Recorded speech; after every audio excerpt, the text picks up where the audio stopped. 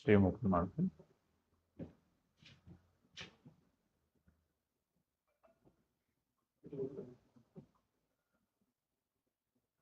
Look.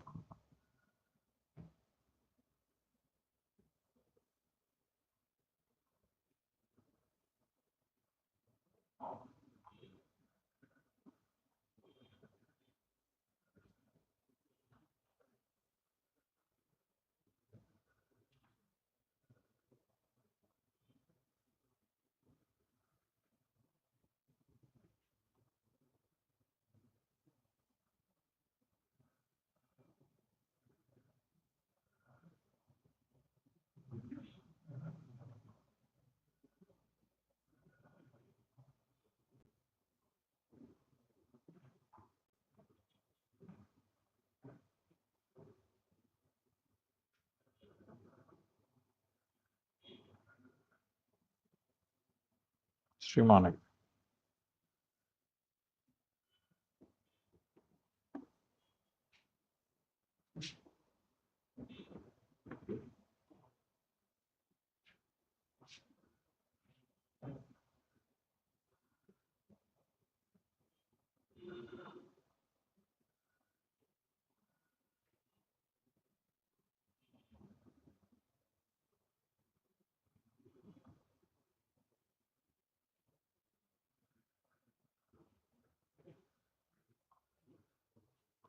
Yes, good evening all of you.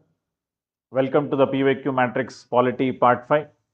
Sorry, there was a delay of half an hour because of some technical challenges that we faced.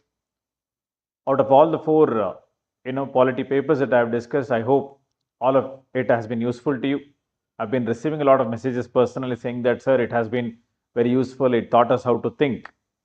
So primary intention of doing this program is to make you think and on the lines of UPSC about how to crack this examination. Think in a very clear, concise manner and fast thinking also, thinking on your toes. Okay. So today I'll take up the next paper. I've already solved the 2025, 24, 23 and 22 papers. If not seen it, please go back and see it. Today we'll take up the 2021 and the 2020 papers. Okay. So right away we'll go ahead with 2021 paper. Okay. So let us see the first question in this. The first question that we have got is, under the Indian Constitution, concentration of wealth violates. So which of the articles? Yes, good morning, Ria, game changer. Under the Indian Constitution, concentration of wealth violates right to equality, the directive principles of state policy, right to freedom, and concept of welfare. So this paper has been a little tricky one because a lot of new questions have actually come in this paper. It has not been a very regular paper as such, and questions have not been very direct. So they have all been very implied questions. That means you know the topic, but you have not read the exact words as such. So how to deal with such papers is today's class. The first one, the Indian Constitution, concentration of wealth.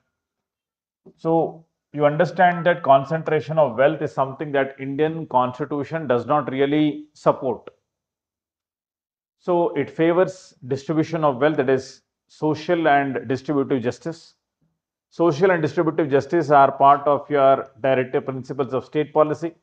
Now, directive principles of state policy also speak about the concept of welfare. So what we can do is we can eliminate a few options, we can select a few options. What we can eliminate here is the right to freedom. So right to freedom has nothing to do with the concentration of wealth. So we can eliminate C. Then is it right to equality also?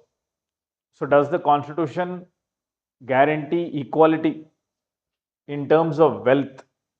No. So question is about concentration of wealth and the option here is right to equality. So right to equality is there, equal protection of laws and equality before law, but that has got nothing to do with concentration of wealth. So what we can do is we can eliminate A and C. The confusion lies in B and D, that is directive principles of state policy and the concept of welfare. So concept of welfare is implemented in our country by through the directive principles of state policy. So welfare is more of a principle or a ideology that the constitution is possessing. So does it speak about concentration of wealth? Yes. But specifically how? Through the DPSP. So Indian constitution speaks about concentration of wealth, and if there is a concentration of wealth, it violates which principle? It has to be DPSP, because Article 38 and Article 39 specifically speaks about justice. This is basically distributive justice. So if there has to be distributive justice in India, then there has to be no concentration of wealth. That is a very specific statement made in the articles number 38 and 39. So in such situations, always go with an option which is closer to reality or closer to implementation rather than being an idea. So welfareism is an idea, whereas DPSP is something that's already written and it is in literal sense. So this appears to be more closer to this than this one. So in that case, we'll go ahead with the best possible one, and we hope it is right? So B, directive principles of state policy, is the right answer here. Correct? Yeah. So next question. What is the position of right to property in India? Is it a legal right available to citizens only, legal right available to any person, fundamental right available to citizens only, neither fundamental right nor legal right? You guys need to solve it with me. Okay, so whenever you are seeing the video, make sure that you solve it with me, or if you need more time, just pause the video and watch the question, try to solve it in your mind and then see the solution. Okay. What is the position of right to property in India? So right to property was part of your 19(1)(f) and your Article 31. So both of them belong to class of rights called as the fundamental rights between Article number 12 to 35 of the Constitution. So right to property was guaranteed in India, yes. But right to property currently, is it a fundamental right? It is not a fundamental right. Through the 44th Constitutional Amendment Act 1978, they moved this right to Article number 300A. So is it a fundamental right today? No. Is it a constitutional right? Yes. Is it a legal right? Yes. So is it a legal right available to citizens only? So there is no mention of the word right to property being to citizens only. So is it a legal right? Yes. It's a legal right available to any person. Fundamental right available to citizens only? No. It's neither fundamental right nor legal right. We understand clearly that it's a legal right. But the confusion lies here that is it belonging to any person or belonging to citizens only? So fundamental rights are very clear in that they mention very clearly that it belongs to citizens only. Only a certain set of rights belong to citizens only, and this right to property is not the same. So right to property belongs to any class of citizens or any person. So option number 2 here is right. Okay. Option number 2 here is right. Yes, 44th Constitution Amendment Act. Correct. Very good. Game changer. What is the exact constitutional status of India on 26th January 1950? A democratic republic, a sovereign democratic republic, a sovereign secular democratic republic, sovereign socialist secular democratic republic. So currently, if you look at the preamble, it says that we the people of India, having solemnly resolved to constitute India into a sovereign socialist secular democratic republic. But this sovereignty and secularity, was it part of the original constitution? They're asking 26 January 1950. No. Sovereign and secular were introduced through the 42nd Constitutional Amendment Act 1976. And hence these two are not there. So D is not there. C also has sovereign, secular. Secular was not there. So C is not there. Sovereign, democratic republic, a democratic republic. So we had, say, sorry, not sovereign. Here, socialist and secular were introduced. So this has sovereign, democratic republic. This has secular, socialist is not there. So option B becomes the right answer. A, not only a democratic republic. So the words socialist and secular were introduced through the 42nd Constitutional Amendment Act. It's a very easy question. It's basically a surface level question, and unlike of UPSC to ask these type of questions. So answer is B. Let us not waste too much time on this. Constitutional government means a representative government of a nation with federal structure, a government whose head enjoys nominal powers, a government whose head enjoys real powers, a government limited by the terms of the Constitution. Now, here we have constitutional government. Now, of late, there has been a lot of, say, murmurs about constitutionalism, constitutional government, unitary features of the Constitution, federal features of the Constitution, etc. They are asking you to understand very clearly what does the term constitutional government actually means. Here also you can either select or you can actually eliminate options. First one here, a representative government of a nation with a federal structure. Does that mean constitutional government? Maybe.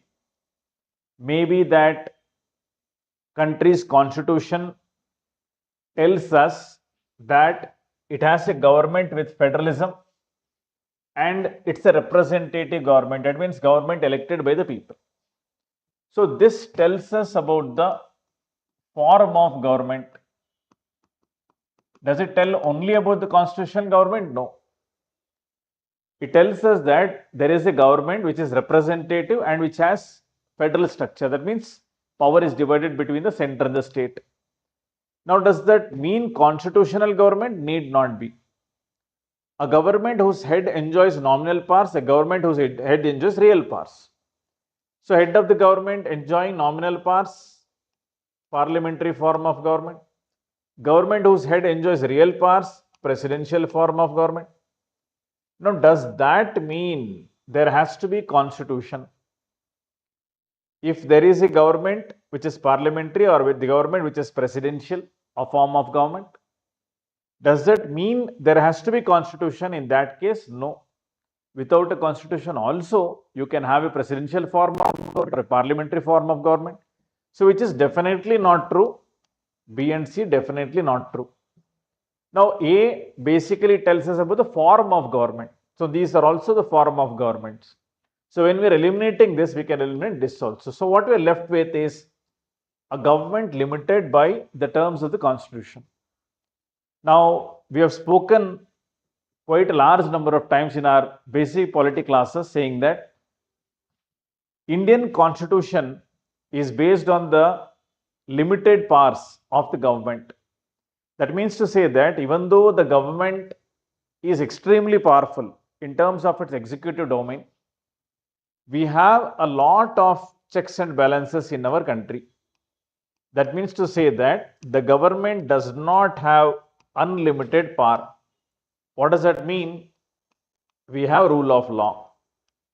So government does not run arbitrarily. That means to say that the government is limited. Then yes, constitution is there and constitution is in action. So constitution in action is government limited by terms of the constitution. So that is basically what is the constitutional government means. So did you understand how did I eliminate A, B, C and I selected D? So these are very generic terms and might be confusing to you during the examination hall. So please keep your calm. At this point of time, what you need to do is you need to start eliminating a few options here. Only then we can actually select the right option here. Did you get it? Wonderful. So fourth one option is D. The next question. Consider the following statements in respect of the Bharat Ratna and the Padma Awards. The first statement says that the Bharat Ratna and Padma Awards are titles under Article 18 of the Constitution. What does the Article 18 of the Constitution actually say? Article 18 talks about abolition of titles. Now you cannot have titles like Rao Bahadur, Raj Bahadur, and a host of other titles, Zamindar. Those titles you cannot have. Now, does Bharat Ratna and Padma Awards are also titles under Article 18? No.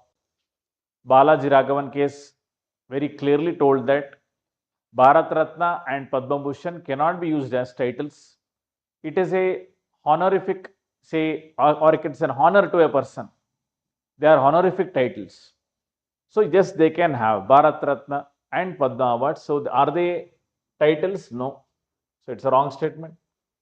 Padma Awards, which were instituted in the year 1954, were suspended only once. Padma Awards were instituted in 1954, no doubt about it, but did they suspend the Padma Awards only once? Once they did it in 1977, when the Janata Party came into power. They said that, why do you want to give Padma Awards? We'll stop it. So 77 to 80, Janata Party government did not give any Padma Awards. So it was stopped at that point of time. And again, it was stopped in 94 to 96 when there was a legal challenge to the Padma Award, saying that why should it be given? So when the Supreme Court clarified all these things, then again they were reinstituted. So Padma Awards were instituted in the year 1954, correct? Were suspended only once? No, they were suspended twice. So this is also a wrong statement. The number of Bharat Ratna awards is restricted to a maximum of 5 in a particular year. So is it 5 or more? So it is restricted to a number 3. Though enthusiastic governments have actually exceeded it. 2024, 5 members were given Bharat Ratna. So the number of Bharat Ratna is restricted to a maximum of 3. So statement number 3 is also wrong. Now they're asking for which of the following statements are not correct. So how many of them are not correct? 1, 2, 3. All the 3 are not correct. Okay, very tricky question here. Okay, a very tricky question in this. Next, are you guys getting it? Please be active in the comments box. You need to interact, you need to chat, you need to tell me the answer. Okay. With reference to India, consider the following statements. Judicial custody means an accused is in the custody of the concerned magistrate and such accused is locked up in the police station and not in jail. During judicial custody, the police officer in charge of a case is not allowed to interrogate the suspect without the approval of the court. Now that is the question that has been asked here. Now the question is about judicial custody and police custody. Now there are 2 custodies in India. Police custody means you are in the custody of the police and they can keep you in police station, they can inquire. Judicial custody means you have been handed over to the court. That means you have been presented in front of the magistrate. Magistrate has ordered that this guy has to be put in the jail and yes, inquiry can take place. That is called as judicial custody. Now let us read the statements again. Judicial custody means an accused is in the custody of the concerned magistrate and such accused is locked up in the police station. So judicial custody means yes, you are in the custody of the magistrate. Magistrate has ordered you to be put in the jail. But this statement says that police station. That means you are locked up in the police station. Is it correct? No. You are locked up inside the jail, not the police station. Second, during judicial custody, the police officer in charge of the case is not allowed to interrogate the suspect without the approval of the court. That is correct. So court will order that yes, this person has to be given to the judicial custody and that person can be inquired upon. So you cannot interrogate that person without the approval of the court. That is true. So second statement here is true. Which of the following statements is or are correct? Second statement here is correct. B, two only. Okay, is it clear? So two types of custody. Custody of police, custody of the judge. नाम में ही है, ठीक है? When the reference to India, with reference to India, consider the following statements. When a prisoner makes out a sufficient case, parole cannot be denied to such prisoner because it becomes a matter of his or her right. Second statement, state governments have their own prisoners release on parole rules. So let us look at the statements here. So statement is about parole. So some VIPs were released on parole in 2020 and 21. So that was in news. So 2021 में UPSC में question आ गया. So parole rules or prison rules. Prison rules are again very favorite for UPSC. So prison department, prison officers, prisoners' rights, prison rules, all these things are part of your UPSC question manual. Okay. When a prisoner makes out a sufficient case, parole cannot be denied to such prisoner because it becomes a matter of his or her right. Now, what is a parole? Now, when somebody has been subjected to detention, that means, say, for example, somebody is under detention of, say, 5 years. Now, there has been an emergency at his home. Example, somebody died related to him and he wants to attend the funeral. At that point of time, the prison officials may, under their discretion, allow that person to attend his relative's funeral. So this is done only under emergency circumstances and not in general. आपको trip पे जाना है मनाली में and you want parole, will that be granted? No. Trip नहीं जा सकते. You can attend somebody's funeral, somebody's wedding, etc. For that, yeah, permissions can be given. But is that a matter of right to that person? No. Is it discretionary on the part of the prison official to grant it or not grant it? Yes. It's up to them. If the person feels that yes, parole need to be granted, in this case, they can do it. If they want to deny, they can deny. So the question says that when a prisoner makes out a sufficient case, he has made out a sufficient case, imagine, parole cannot be denied to such prisoner. He can be, because it is under the discretionary power of the prison official. Okay. Then this statement becomes wrong. Statement number 2, state governments have their own prisoners released on parole rules. हो सकता है. There are a lot of prisoners that have been released under their own parole rules, because prison department, I think I had discussed this in the previous papers also. Prison department basically is a state subject. So prison and prison rules come under the state. So if the state wants to make a law or a rule regarding the prisons and their management, they can do it. Now, when they are making laws on the state prisons, obviously it is up to them whom they will release on parole. So parole rules are not the same across the country. Parole rules are different in Delhi, different in Jammu Kashmir, different in Karnataka, different in Assam. सब जगह पे अलग अलग है. So it's up to the state. What are the grounds on which parole need to be granted? The state will make the rules. Based on that, the officer will take a call. So statement 2 says that state governments have their own prisoners released on parole rules. Yes, they can be. So they are asking for correct statement here. So which of the statement is correct? 2 only is correct. B. Okay. Which of the following statements are correct? B. 2 only are Correct. Got it?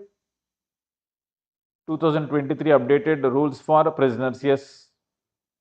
Again, it is dependent on the state whether they can do it or not do it. 1900 Act of Prisoners. Yes, at the national level. Parole is not a right. Parole is not a fundamental right. Yes, correct. That's true.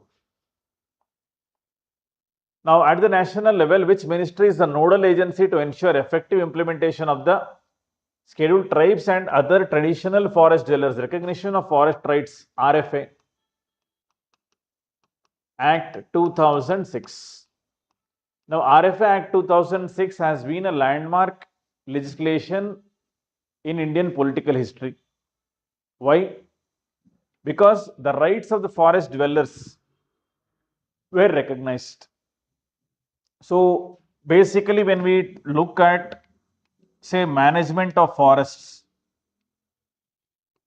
we take a very exclusivist view saying that the management of forest is a responsibility of the government. And most of the forests are inviolate. That means to say that human beings cannot enter into these forests. Human beings were seen as a threat to these forests. अगर आपको forest के अंदर जाने दिया, so you might be an accomplice in poaching of animals. That is the doubt that the state has. So then the state says that जाने ही मत दो ना, don't allow them to go to the forest at all. So forest had become inviolate, and this is a colonial era law. Because under their forest act and forest rules, they said that human beings should not be there inside forest. All the scheduled tribes, some of them they declared even the scheduled tribes as criminal tribes also, and they wanted to mainstream these tribes, saying that they are inhuman. So such things should not be there, and India continued these laws. Our national forest policy also started talking about the same thing. But fortunately, after the 1990s, we had something called as JFM, the Joint Forest Management. We started recognizing the power of the community to manage the forest, saying that the communities which were living inside the forest and in the fringes of the forest should be engaged in management of this forest. It's not just the forest department of the state or the center, because that is the principle of JFM. Now, under this JFM, when tribal people who lived in that forest for generations together, they wanted to harvest the produce of it. Producing harvest means the harvesting of produce means we are basically talking about minor forest produce, the MFP. Example, honey, twigs, aromatic plants, roots. Because Ayurveda requires a lot of these roots, leaves, etc.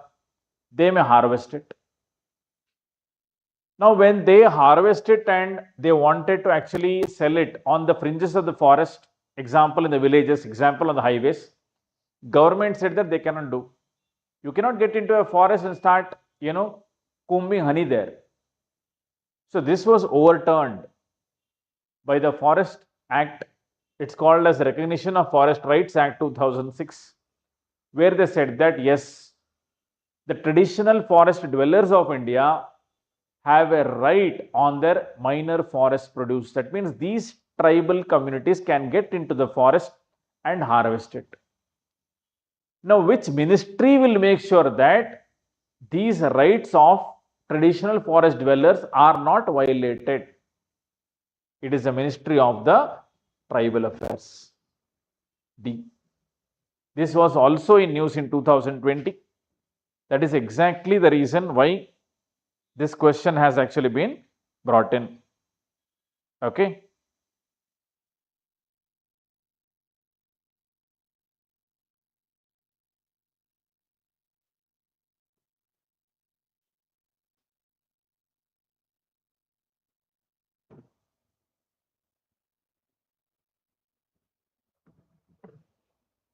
The next question. A legislation which confers on the executive or administrative authority an unguided and uncontrolled discretionary power in the matter of application of law violates which one of the following articles of the Constitution of India? Again, a very interesting question. 2021 question paper has been full of surprises. This is another surprise. A legislation. So there is a law which confers on the executive. It is going to give the executive or administrative authority an unguided and uncontrolled discretionary power. This is a very important keyword that needs to be marked while you are reading the question. Please understand what I am doing is active reading, giving signals to your brain to interpret those words exactly and in focus of your constitution. You need to compare these two. Unguided and uncontrolled discretionary power. That means they can do whatever they want to do. What do you mean by unguided and uncontrolled discretionary power? That means to say that one, you have concentration of power. You have all the power in the world. You can do whatever you want to do. And this goes against the concept of rule of law. It is rule of that person or the rule of that executive. They can do whatever they want to do. In the matter of application of law, violates which one of the following articles of the Constitution of India? Here also what you can do is you can start eliminating. Understanding of the question is the issue here. Options are not really the issue.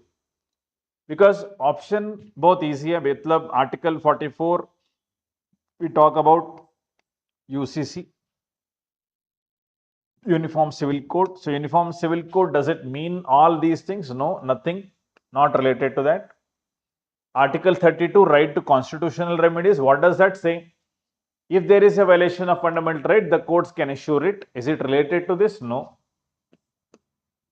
Article 28, what is it related to? It is related to religious instruction in certain schools, colleges, etc., education institution. Is it related to this? No. Eliminate. So you have article number 14. So article number 14 talks about right to equality. There are two aspects of it: equality before law and equal protection of law. What is it based on? It is based on A.V. Dicey's interpretation of rule of law. What does the term rule of law means?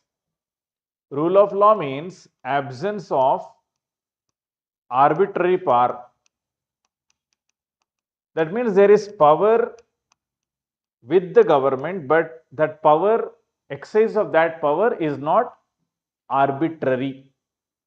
If it is arbitrary, then it is not rule of law. Are you able to understand? Now, what does this term mean here? Unguided and uncontrolled discretionary power. It is nothing but arbitrary power. So, what does it violate? It violates this principle. So, Article 14 is the answer here. Are you guys getting it? Yes. Next question. Which one of the following in the Indian polity is an essential feature that indicates that it is federal in character? So you understand that India's constitution is federal in character. Now, which one of the following statements say that or indicate that India's constitution is federal? Federal means there is division of power between the center and the state. Union legislature, that means to say parliament. Parliament means Lok Sabha and Rajya Sabha, has elected representatives from constituent units. Does it have? Yes. Lok Sabha and Rajya Sabha has elected representatives from the constituent units, but does that mean it is federal in character? Need not be, right. There are two types of governments, federal and unitary. In federal, there is division of power. Unitary, there is no division of powers. If you analyze the first statement, example, the parliament has representatives from the state.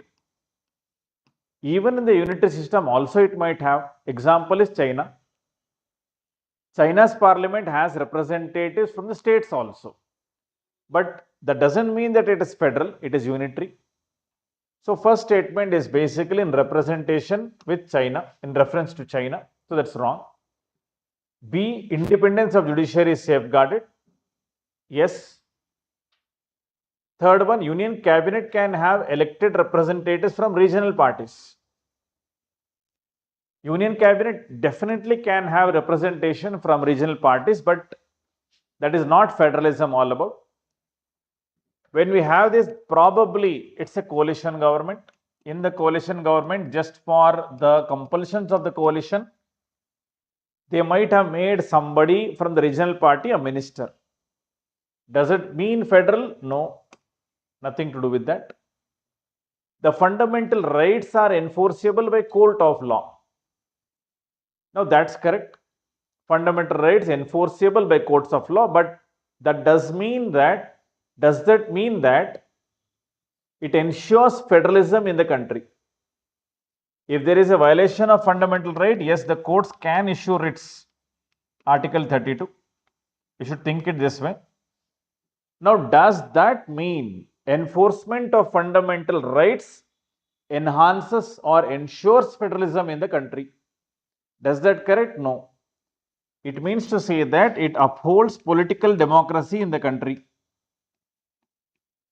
Nothing to do with federalism. It's about your right.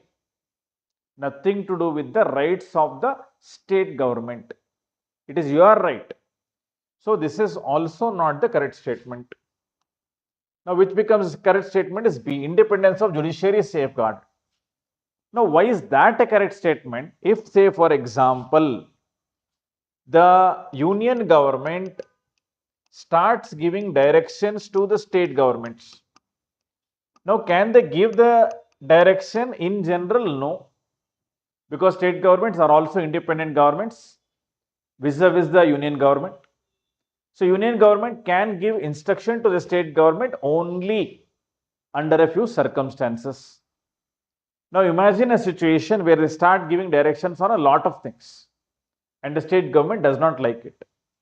But they say, no, it's a compulsion, you guys have to do it. Now, that's a dispute between the union and the state. Now, what will the state government do to ensure that it remains independent? It goes to the Supreme Court of India, saying that, sir, these guys are violating my right.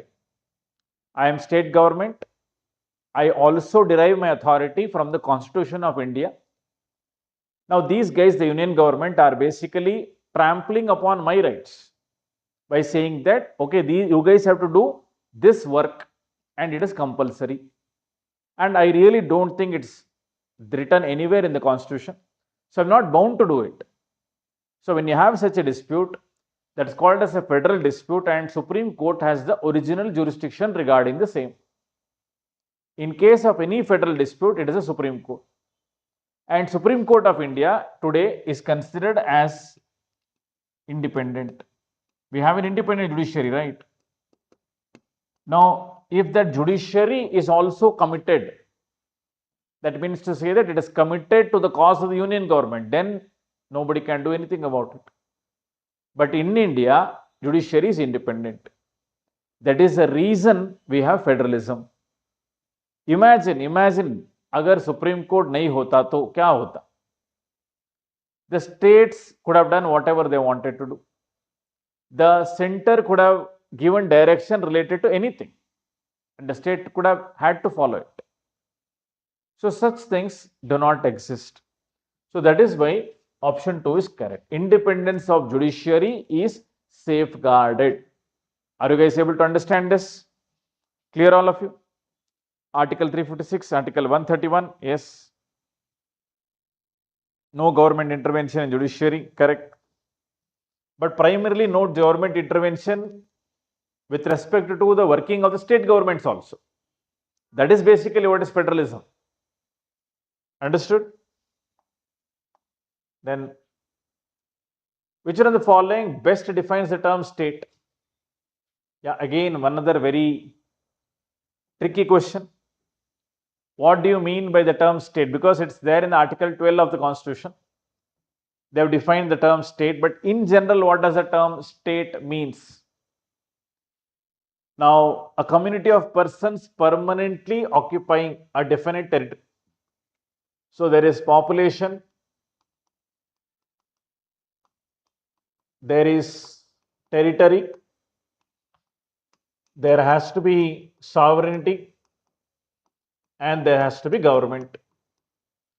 This is the classic definition of a state given by Max Weber.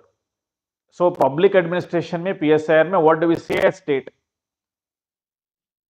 A territory, definite territory occupied by a population permanently who are sovereign. That means they are not under any country. And if they have their own government, then such a thing is called as a state.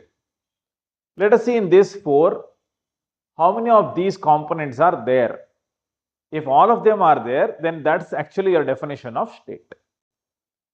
So community of persons, population is there, permanently occupying a definite territory, so territory is there, independent of external control, that means to say sovereignty is there, possessing an organized government, so government is there. So all 4 are there, that's good. So let us park it aside for now. A politically organized people, so population is there, definite territory is there, possessing an authority to govern them, so government is there, maintain law and order, protect their natural rights and safeguard their means of sustenance. All this part is part of government. From here to here, it's government. So they have spoken about population, they have spoken about territory, they have spoken about government. Where is the sovereignty part? So they are not included that the people are sovereign. They say possessing an authority to govern them independently. No. So B is not the answer. C, a number of persons who have been living in a definite territory. So population is there, territory is there for a very long time with their own culture, tradition and government. So what is missing here? Again sovereignty, because government has been spoken about. So population is there, territory is there, government is there. But what are they emphasizing on? They are emphasizing that these people have their own culture and tradition. They have been living there for generations together. What they have actually been speaking about here is a nation. So what is a nation? Nation is a mental concept, an emotional concept, saying that we all belong to one nation because we share common culture. So, example, common ethnicity among all of us. That is basically a nation. Whereas state is a political entity. So C is definitely not the answer. D, a society permanently living in a definite territory. So territory is there, society, population is there with a central authority, an executive responsible to the central authority and an independent judiciary. So they have spoken about government here. So population is there, territory is there, government is there. Again, what is missing is sovereignty. So D is definitely not the answer. So did you understand how did I eliminate all these options? I just took the definition of state by Weber and I started eliminating the options. So this is exactly how it has to be done. That is the reason this was one of the most confusing questions that year. Okay. Got it? Demons Alive, Riyaji, Game Changer, all of you. Yes. Next. With reference to Indian judiciary, consider the following statements. Any retired judge of the Supreme Court of India can be called back to sit and act as Supreme Court judge. That means an acting judge by the Chief Justice of India with prior permission of the President of India. Yes, absolutely correct statement. That is the definition of the acting judge, saying that you can ask a retired Supreme Court judge to temporarily discharge the duties of a Supreme Court judge with prior permission from the President of India and the person whom you are going to appoint. And that appointment has to be done by CJI. Is it correct? Judge appointed by the CJ. Yes, correct. All the statements, all the parts of the statement are correct. A High Court in India has the power to review its own judgment as the Supreme Court does. So, is it a correct statement? We are talking about the revisory jurisdiction. So, question is, can the Supreme Court of India basically revise its own judgments? Yes, because it's a court of record. There has been lot of times where it has actually corrected its judgment. Example, Golaknath case. What did the Supreme Court say? It says that fundamental rights are not amendable. Whereas in the Keshwananda Bharati case, it corrected it and said that yes, fundamental rights are amendable, but do not touch the basic structure. So this way, there have been cases where the previous judgments have been corrected. So can the Supreme Court correct its own judgment? Yes. Can the High Courts correct its own judgment? Yes.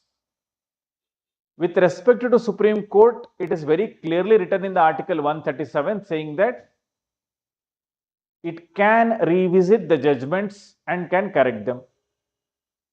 Whereas for High Court, it is not written in letter, but it comes in spirit. Because under Article 226 of the Constitution, it's an implied right saying that the High Courts of India can actually correct their own judgments. It is not written in letter, but it is there in spirit.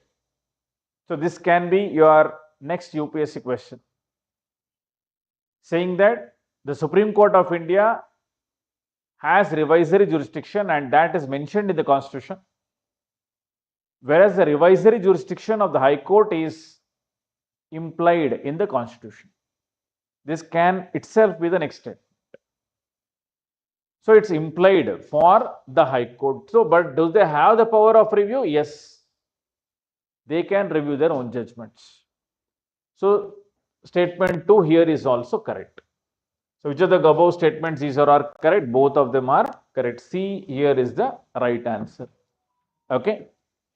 C here is the right answer. Okay. Article 215 Court of Record. Yes. Absolutely correct. With reference to India, consider the following statements. There is only one citizenship and one domicile. A citizen by birth only can become the head of state in India. A foreigner once granted citizenship cannot be deprived of it under any circumstances. So let us analyze the statements one by one. First one, there is only one citizenship. Yes, we do not have dual citizenship like in USA. So yes, we have only one citizenship. And do we have different domiciles? No. There is only one domicile called as a domicile of India. So we do not have many domiciles. Understood? So yes, one citizenship, one domicile, correct statement. A citizen by birth only. So again, when we have the statement or words like only, what do we have? We have trust issues. So do not trust these words directly or take them lightly. So when we have only there, then we need to doubt. A citizen by birth only can become the head of the state. That means president in India? No. Any person who is a citizen by birth or descent or even naturalization also, written in the Citizenship Act 1955, can become the head of state in India, even become the head of the government also. But is it allowed in USA? No. Because only the citizens who are born in USA are considered for the position of head of state, not the naturalized citizens. So they wanted you to compare those two. A citizen by birth only can become the head of state in India? No. Statement 1 is correct. A foreigner once granted citizenship. Can we grant citizenship to foreigners? Yes. Through the process of naturalization. And if that foreigner marries a Indian person, they can get it under registration also. So through the naturalization process, once they gain citizenship, can that be deprived? Can that be deprived? Yes. If, say, for example, that person says that I won't be bound by the Constitution of India, he is showing disloyalty to the Constitution of India, he has communicated to the enemy in the situation of a war, or the government has found out that that person has acquired citizenship through fraud or fraudulent mechanisms. At that point of time, he can be stripped of citizenship. So yes, renunciation, termination, deprivation. So under deprivation, he can be deprived of citizenship, even if he is punished for an offense which is more than 2 years inside or outside India also. Okay. So foreigner granted citizen cannot be deprived. Wrong statement. So which of the following statements are correct? One only is correct. So again, this is again a very direct question, an easy question. Okay. So A, one only is correct. Next statement, next question. Which one of the following factors constitute the best safeguard of liberty in a liberal democracy? So basically they want you to understand what does the term liberty means in a liberal democracy. So which one of the following constitute the best safeguard? Best safeguard for liberty. Liberty means absence of restrictions for a person's development. Now the first option says that it is committed judiciary. What does the term committed judiciary mean? Committed judiciary means that the judiciary in political circles or public administration, we say that committed judiciary means a judiciary which is committed to the ideals and policies of the ruling government. That means to say that it is not an independent judiciary. If a judiciary is not independent, then that judiciary can be called as committed judiciary.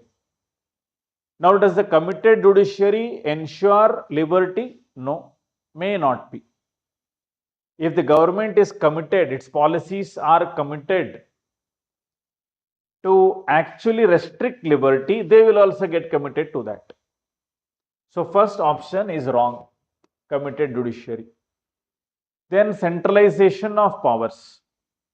Imagine imagine the executive is all powerful. They have executive, legislative and the judicial powers also. That makes them super powerful. When you give superpowers to the government, what do? They generally misuse it. First thing that they will do is they will trample upon the liberty. So is it a safeguard? No. Third one, elected government. So elected government का मतलब है people go out, universal adult franchise, they elect their government. Now does the elected government a safeguard for liberty? May or may not be. If the government has good ideals, yes. But sometimes what happens, you have seen what happened in the Information Technology Act section 66A. Somebody criticized a politician on their Facebook page and that person was put behind the bars. What does that mean actually? It means that you are taking the liberty of that person. Liberty of thought, faith, expression, worship, that has gone to dogs. So it depends on the elected government's policies. So when you have an elected government, is it a sufficient condition to safeguard liberty? No. Is it necessary? Yes. So elected government, we cannot say. So what is left is separation of powers. Separation of powers का मतलब executive, legislature, judiciary, they work in their own domain. Anybody transgressing the liberty of the person, the others will come in. Example, executive transgresses the liberty of a certain person, the judiciary will step in, say that, hey, please stop there. You cannot trample upon the liberty of that person. So because that person is open to go to judiciary under Article 32 and 226 if they feel that their fundamental rights are violated. So here separation of powers is important. So separation of powers becomes the right answer. Are you able to understand? You need to read all these things in depth. What is actually separation of powers? What did Montesquieu talk about all these things? What do you mean by committed judiciary? In which historical sense, which countries did we have committed judiciary? We also have the concept of committed bureaucracy. Now, what does the term committed bureaucracy actually mean? Because if committed judiciary is coming in the paper, committed bureaucracy might come at any point of time. So, please read around. Understood? Clear all of you? Checks and balances. Yes, correct. Game changer. In the separation of powers, we lay emphasis on checks and balances. That is exactly the reason why liberty is taken care of. So answer here is D, separation of powers. Next, okay, we're done. So done with today's 2021 paper. I hope all of you liked it. Please drop your likes and please put comments. We would want to hear from you. How did you like the class? Or did you not like the class, etc. Fine. I'll start with the 2020 question paper very soon. Just give me 5-10 minutes break. I'll come back. Okay. Thank you.